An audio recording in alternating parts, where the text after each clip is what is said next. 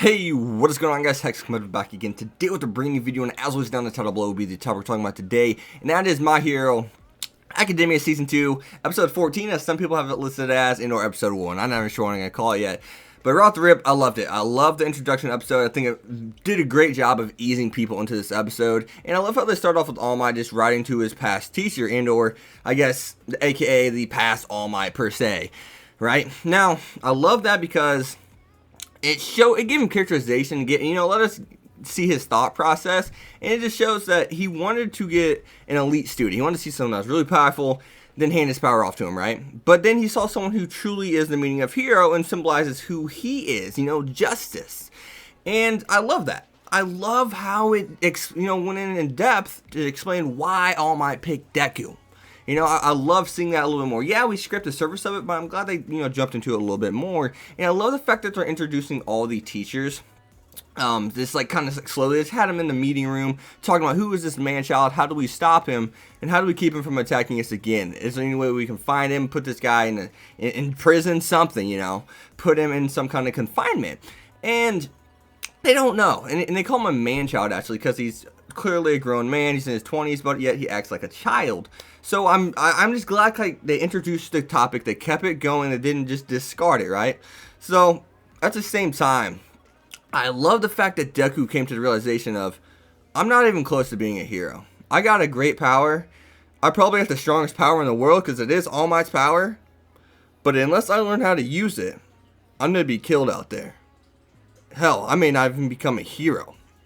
I couldn't even take down any of those villains. I couldn't even put a dent in any of those villains, right? And I love that he's come to that realization, especially since the race against time, because he learns later on he has 50 minutes, and I love how it kind of builds that up in Deku's mind. And then when All Might tells him I can only be use my powers for 50 minutes, but I can only be in my form for about an hour and a half, and I love that. Because then it adds the pressure, the stress on Deku, and then it makes us, as fans, we're going to root for Deku hard. And All Might even tells him this sports festival really is the be-all, end-all. After, what Mr. Onagawa states that, he's like, this is really the be-all, end-all, and especially for you.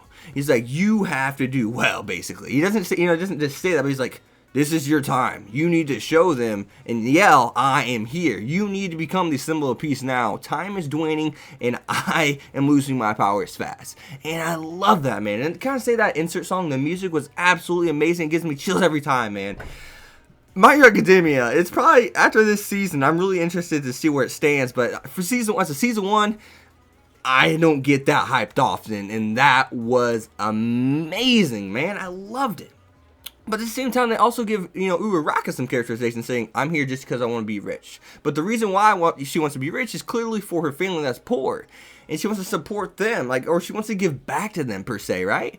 And I love her dad, that dad scene saying, hey, go follow your dreams. Do what you want. If you become rich and famous, do what you want with it. And hey, maybe you can take us to Hawaii if you want. But don't, he's like, don't support us. You can give back to us, but don't support us. That's basically what he's saying in that scene. I love that. It's a love, heartfelt scene. And then, of course, you have All Might poking around the corner and everyone freaking out, right? But, I really love that scene. But at the same time, then we have Mineta, the great Mineta, the wise Mineta. Whenever Uraraka's saying, I'm ready, I'll do my best, she just keeps screaming. I'm like, what the hell is wrong with Uraraka? Is the sports festival hype getting to her? And she's like, one more time for my peeps in the back, I'll do my best. And I'm just kind of like, holy shit, what's going on? But then Mineta, like he should, he gave us a proper explanation. PMS? Question mark? And then he got the shit smacked out of him. But that's neither here nor there, right? But I just love that, man. I love, whenever he's on the screen, we know we're going to have a good laugh, right? We know we're going to have a damn good time. I'm just going to go, oh, God. Oh, God. Mineta, did he really just say that, Mineta?